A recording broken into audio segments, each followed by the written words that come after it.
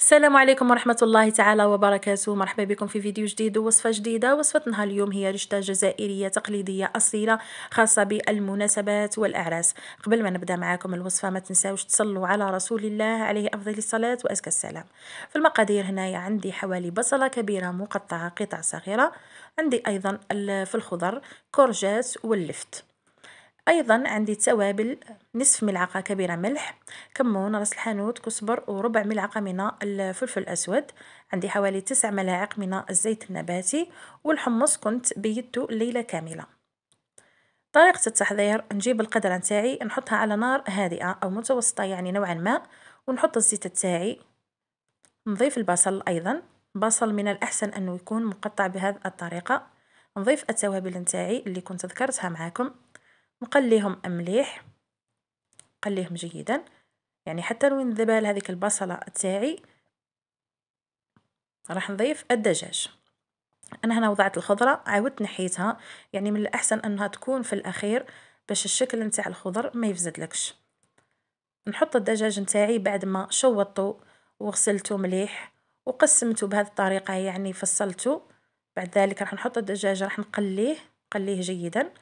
بعد نضيف الثوم من 4 إلى 5 فصوص من الثوم، ترحيهم أو تبشريهم.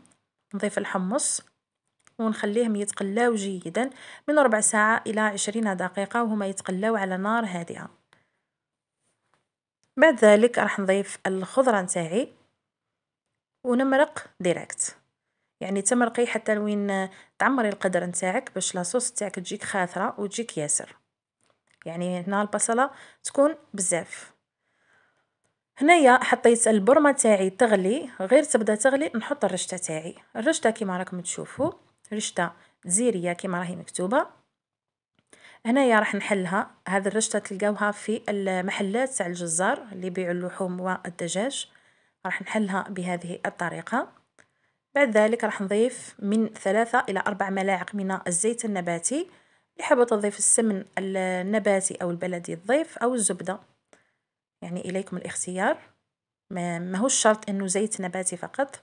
هنا راح نحلها، بعد ما ندير لها الزيت راح نحطها اطفور، غير نشوف البخار هذاك بدا يخرج راح نحيها، يعني ما تخلوهاش تطول بزاف باش ما تجيكمش معجنه من بعد. هنا راح ندير لها الزيت، قلت لكم حوالي من 3 الى 4 ملاعق من الزيت النباتي. راح نفورها هنايا، غير نشوفها خرجت لي هذاك البخار نحيها، نرشها بنصف كاس تاع الماء فقط. هنايا راح نكملها نفورها ونرجع لكم. رجعت لكم هنايا بعد ما فورت الرشته تاعي وضفت لها حوالي نصف كاس تاع الماء، رشيتها بنصف كاس تاع الماء، خليتها غير شربت شويه برك. هاد العجينه من بعد تنحوها، يعني تلقاوها فيها تنحوها ما تخلوهاش.